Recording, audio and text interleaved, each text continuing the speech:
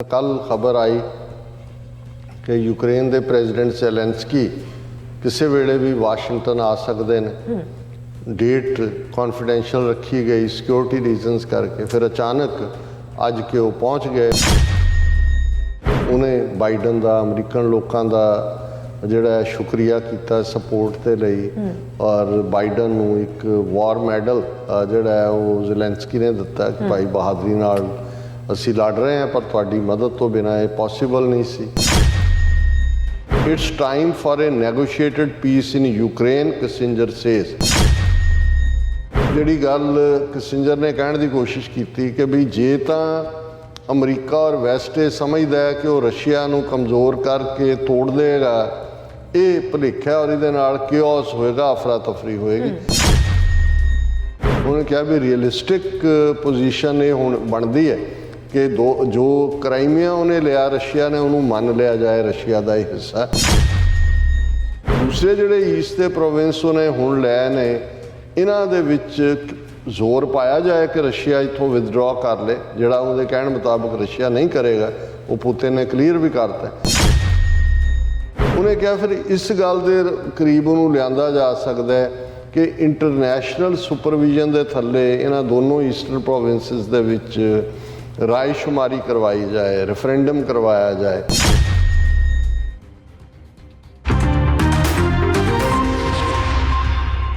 दर्शकों, ब्रेक बाद आप सब जी कहने सो गलबात कर जा रहे हैं कि यूक्रेन के प्रेजिडेंट ज़ेलेंस्की अचानक वाशिंगटन डीसी प्रेजिडेंट बाइडन को मिलने पहुंचे, जिथे उन्हों का भरपूर स्वागत किया गया कि यूक्रेन ते रूस में कोई समझौता होने जा रहा है, क्योंकि पिछले दिन हैनरी किसिंजर ने इस किस्म के समझौते की गल तोरी सी। सो इस बारे आप गलबात कर जा रहे हैं। सो असीं चाहांगे कि तुसां इसी तरह बने रहना, देखण सुन लिया लिखण लई तुहाडा सब दा बहुत बहुत शुक्रिया जी। डॉक्टर साहब की विचार हैं? देखो, ऑलरेडी अमेरिका होए जां वैसटर्न वर्ल्ड होए जां आस्ट्रेलिया कॉन्टीनेंट होए, सारे पासे हॉलीडे सीजन चल रहा है। अच्छा, ऑलरेडी इस वेले कोई कामकार नहीं हुंदा। बहुत सारे क्रिसमस तो पहला जिहड़े ने आपो अपने ठिकाणियां ते पहुंच जाते हैं, फैमिली यूनियंस हुंदियां ने। और दूसरा, लेकिन अचानक पहला कल खबर आई कि यूक्रेन के प्रेजिडेंट ज़ेलेंस्की किसी वेले भी वाशिंगटन आ सकते हैं। डेट कॉन्फिडेंशियल रखी गई सिक्योरिटी रीजनस करके, फिर अचानक अज के वो पहुँच गए। और एकदम मीडिया, वाइट हाउस के ओवल ऑफिस भी, दूसरे भी कांग्रेसमैन भी, और जिमें रेड कारपेट वेलकम ज़ेलेंस्की नूं दिती गई। अच्छा। और जिमें उन्हें बाइडन का अमरीकन लोगों का जोड़ा शुक्रिया किया सपोर्ट के लिए, और बाइडन नूं एक वॉर मैडल जोड़ा है वो ज़ेलेंस्की ने दिता कि भाई बहादरी नाल असी लड़ रहे हैं, पर तुहाडी मदद तो बिना ये पॉसिबल नहीं सी। हुण जदों तो फैबररी दे विच रशिया ने यूक्रेन के ठिकाणियां ते हमले दे नाल ये करंट जिहड़ा कन्फ्लिक्ट है इसका आगाज़ किया सी। हालांकि उस तो पहला 2014 दे विच रशिया ने क्राइमिया रीजन जिहड़ा सी उस दे उत्ते कब्जा किया। फिर असी देखते हैं कि भाई इन्हां ने हौली हौली उन्हां दे ईस्टर्न प्रोविंसिस वाल कदम वधाए फैबररी दे विच। और जिस बहादरी दे नाल यूक्रेनियन लड़ रहे ने, और डिफाइंस खास तौर पर लीडर की गल, असी इस कन्फ्लिक्ट के रूट्स की है, रशिया नूं किवें नैटो ने जां अमरीका ने पुश किया टू द वॉल, और वो किवें जिहड़ा उस सारे नूं कर रहा। और इस दे उत्ते भी अज ही नाल दी नाल पुतिन की स्टेटमेंट भी है, Ukraine war Russia not to blame for conflict. हुण ये जिहड़ी सारी जदों इस किस्म की एक्टिविटी, क्योंकि ज़ेलेंस्की की सडन आमद और इस लैवल के उत्ते जिहड़ी है उस ज़ाहिर है भी वो डार्लिंग तो है ही है सारिਆਂ ਦਾ, नैटो का, अमेरिकनस का। लेकिन इस विजिट के नाल की साडी जिहड़ी है कोई पेशीनगोई नहीं है, एक अंदाज़ा है कि कई बार कुछ चीज़ां एक माहौल सिरजिया जा रहा होंदा। हुण हैनरी किसिंजर लगभग 97 साल की उम्र का secretary of state Nixon administration वेले, रियल माइंड, फाइन माइंड, पहला यहूदी उस लैवल का जिसने इंटरनैशनल पॉलिटिक्स दे विच अमरीका दे लई वो ब्रेक थ्रू किया जदों जुल्फिकार अली भुट्टो पाकिस्तानी प्राइम मिनिस्टर उन्हां दीयां सेवावां लैंदे हैं।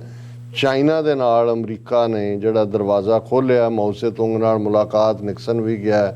और ये पीपल्स रिपब्लिक ऑफ चाइना ਦੁਨੀਆ ਦੀ ਮੇਨ ਸਟ੍ਰੀਮ ਤੇ ਆਇਆ ਔਰ ਤਾਈਵਾਨ ਜਿਹੜਾ ਫਾਰਮੂਸਾ ਜਿਹਨੂੰ ਕਹਿੰਦੇ ਸੀ, ਜਿਹਨੂੰ ਉਦੋਂ ਤੱਕ ਅਮਰੀਕਾ ਰੈਕਗਨਾਈਜ਼ ਕਰਦਾ ਸੀ, ਉਹ ਬੈਕ ਤੇ ਗਿਆ। ਔਰ ਇਹ ਜਿੱਥੇ ਅੱਜ ਚਾਈਨਾ ਇਸ ਲੈਵਲ ਤੇ ਪਹੁੰਚਿਆ ਵੀ ਚਾਈਨਾ ਅਮਰੀਕਾ ਦੋਨੋਂ ਹੀ ਇੱਕ ਦੂਸਰੇ ਦੇ ਨਾਲ ਕੰਪੀਟ ਕਰ ਰਹੇ ਨੇ ਮਿਲੀਟੈਰਲੀ ਔਰ ਇਕਨੋਮਿਕਲੀ, ਪਰ ਇਹ ਜਿਹੜਾ ਦਰਵਾਜ਼ਾ ਅਮਰੀਕਾ ਦਾ ਚਾਈਨਾ ਤੱਕ ਖੋਲ੍ਹਣਾ ਸੀ, ਕਟਸੀ ਪਾਕਿਸਤਾਨ ਔਰ ਜ਼ੁਲਫਕਾਰ ਅਲੀ ਭੁੱਟੋ ਖਾਸ ਤੌਰ ਤੇ, ਕਿਉਂਕਿ ਭੁੱਟੋ ਬਹੁਤ ਕਲੋਜ਼ ਸੀ ਚੌ ਐਨ लाई ਦੇ ਵੀ, ਮਾਉਸੇ ਤੁੰਗ ਦੇ ਵੀ, ਸਿਰ ਤੇ ਵੀ ਮਾਊਸ ਸਟਾਈਲ ਕੈਪ ਹੀ ਹੁੰਦੀ ਸੀ ਭੁੱਟੋ ਦੇ।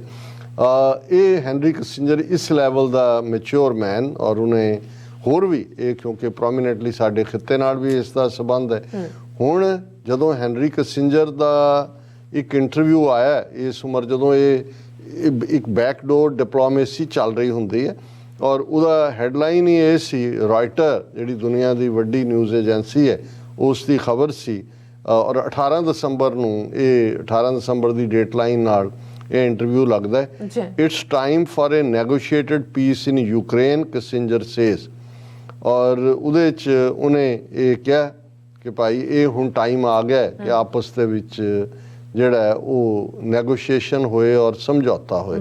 ਔਰ ਖਬਰ ਲੰਬੀ ਚੌੜੀ ਹੈ, ਪਰ ਇਹਦੇ 'ਚ ਜਿਹੜਾ ਬ੍ਰੌਡ ਲਾਈਨ ਦਿੱਤੀ ਹੈਨਰੀ ਕਿਸਿੰਜਰ ਨੇ, ਜਿਹਦੇ ਤੇ ਗੱਲ ਤੁਰ ਸਕਦੀ ਹੈ ਕਿ ਕ੍ਰਾਈਮੀਆ ਜਿਹੜਾ 2014 'ਚ ਰੂਸ ਨੇ ਐਨੈਕਸ ਕੀਤਾ ਯੂਕਰੇਨ ਤੋਂ ਖੋਹ ਕੇ, ਕਿਉਂਕਿ ਇਸ ਵੇਲੇ ਜੇ ਅਸੀਂ ਕ੍ਰਾਈਮੀਆ ਸਮੇਤ ਜਿਹੜੇ ਦੋਨੋਂ ਈਸਟਰਨ ਪ੍ਰੋਵਿੰਸ ਨੇ ਯੂਕਰੇਨ ਦੇ, ਜਿਨ੍ਹਾਂ ਤੇ ਫਰਵਰੀ 'ਚ ਰਸ਼ੀਆ ਨੇ ਅਟੈਕ ਕਰਕੇ ਜਿਨ੍ਹਾਂ ਤੇ ਕਬਜ਼ੇ ਕੀਤੇ ਨੇ, ਤੇ ਆਲਮੋਸਟ 1/5 ਆਫ ਯੂਕਰੇਨ ਹੈ ਟੋਟਲ ਉਹਨਾਂ ਦੀ। ਇਹਦੇ ਬਾਵਜੂਦ 1/5 ਕੋਈ ਬਹੁਤ ਵੱਡਾ ਨਹੀਂ ਬਣਦਾ, ਔਰ ਉਹਦੇ 'ਚ ਰਸ਼ੀਅਨ ਦੋਨੋਂ ਹੀ ਪ੍ਰੋਵਿੰਸਿਸ ਜਿਹੜੇ ਲਏ ਨੇ ਉਹਨਾਂ 'ਚ ਜੇ ਮੈਜੋਰਿਟੀ ਨਹੀਂ ਵੀ ਰਸ਼ੀਅਨ ਪਾਪੂਲੇਸ਼ਨ ਤਾਂ ਬਰਾਬਰ ਜਿਹੀ ਹੈਗੀ ਹੈ। ਸੋ ਇਹ ਜਿਹੜੀ ਗੱਲ ਕਿਸਿੰਜਰ ਨੇ ਕਹਿਣ ਦੀ ਕੋਸ਼ਿਸ਼ ਕੀਤੀ ਕਿ ਵੀ ਜੇ ਤਾਂ ਅਮਰੀਕਾ ਔਰ ਵੈਸਟ ਇਹ ਸਮਝਦਾ ਹੈ ਕਿ ਉਹ ਰਸ਼ੀਆ ਨੂੰ ਕਮਜ਼ੋਰ ਕਰਕੇ ਤੋੜ ਦੇਗਾ, ਇਹ ਭੁਲੇਖਾ ਔਰ ਇਹਦੇ ਨਾਲ ਕਿਓਸ ਹੋਏਗਾ, ਅਫਰਾ ਤਫਰੀ ਹੋਏਗੀ। ਉਹਨੇ ਕਿਹਾ ਵੀ ਰੀਅਲਿਸਟਿਕ ਪੋਜੀਸ਼ਨ ਇਹ ਹੁਣ ਬਣਦੀ ਹੈ ਕਿ ਜੋ ਕ੍ਰਾਈਮੀਆ ਉਹਨੇ ਲਿਆ ਰਸ਼ੀਆ ਨੇ, ਉਹਨੂੰ ਮੰਨ ਲਿਆ ਜਾਏ ਰਸ਼ੀਆ ਦਾ ਇਹ ਹਿੱਸਾ। ਹਾਲਾਂਕਿ ਜਿਹੜੀ ਰਸ਼ੀਆ ਤੇ ਸੈਂਕਸ਼ਨਸ ਲੱਗੀਆਂ, ਆਰਥਿਕ ਪਾਬੰਦ ਉਸ ਤੋਂ ਬਾਅਦ ਹੀ ਲੱਗੀਆਂ, ਤੇ ਦੂਸਰੇ ਜਿਹੜੇ ਈਸਟ ਦੇ ਪ੍ਰੋਵਿੰਸ ਉਹਨੇ ਹੁਣ ਲੈ ਨੇ, ਇਹਨਾਂ ਦੇ ਵਿੱਚ ਜ਼ੋਰ ਪਾਇਆ ਜਾਏ ਕਿ ਰਸ਼ੀਆ ਇੱਥੋਂ ਵਿਦਡਰਾ ਕਰ ਲੇ, ਜਿਹੜਾ ਉਹਦੇ ਕਹਿਣ ਮੁਤਾਬਕ ਰਸ਼ੀਆ ਨਹੀਂ ਕਰੇਗਾ, ਉਹ ਪੁਤਿਨ ਨੇ ਕਲੀਅਰ ਵੀ ਕਰਤਾ। ਉਹਨੇ ਕਿਹਾ ਫਿਰ ਇਸ ਗੱਲ ਦੇ ਕਰੀਬ ਉਹਨੂੰ ਲਿਆਂਦਾ ਜਾ ਸਕਦਾ ਹੈ ਕਿ ਇੰਟਰਨੈਸ਼ਨਲ ਸੁਪਰਵਿਜ਼ਨ ਦੇ ਥੱਲੇ ਇਹਨਾਂ ਦੋਨੋਂ ਈਸਟਰਨ ਪ੍ਰੋਵਿੰਸਿਸ ਦੇ ਵਿੱਚ ਰਾਏਸ਼ੁਮਾਰੀ ਕਰਵਾਈ ਜਾਏ, ਰੈਫਰੈਂਡਮ ਕਰਵਾਇਆ ਜਾਏ, ਔਰ ਉਹ ਲੋਕ ਡਿਸਾਈਡ ਕਰ ਲੈਣ ਵੀ ਇਹ ਇਸ ਕਿਸਮ ਦੀ ਜਿਹੜੀ ਆ ਉਹ ਮਿਡਲ ਲਾਈਨ ਬਣ ਸਕਦੀ ਹੈ, ਔਰ ਯੂਕਰੇਨ ਨੂੰ ਜਿਹੜਾ ਨੈਟੋ ਦੇ ਦਰਵਾਜ਼ੇ ਰਾਹੀਂ ਅੰਦਰ ਲਿਆਉਣ ਦੀ ਲਾਈਨ ਵੀ ਕੀਤੀ ਜਾ ਸਕਦੀ ਹੈ।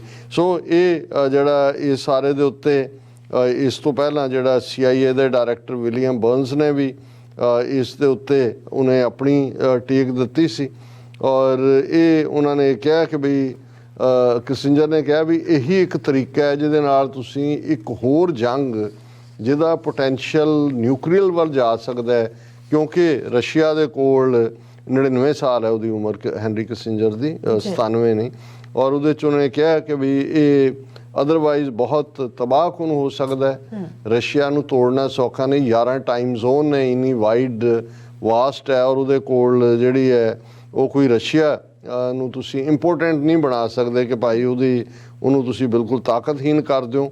ਉਹਨੇ ਕਿਹਾ ਕਿ ਵੀ in its competing societies might decide to settle their dispute by violence, ਜਿਹੜੀਆਂ ਕੰਪੀਟ ਕਰ ਰਹੀਆਂ ਨੇ। Other countries might seek to extend their claims by force. All these dangers would be compounded by the presence of thousands of nuclear weapons, which make Russia one of the world's 2 largest nuclear powers. America ਤੋਂ ਬਾਅਦ ਦੂਸਰਾ Russia ਹੀ ਹੈ।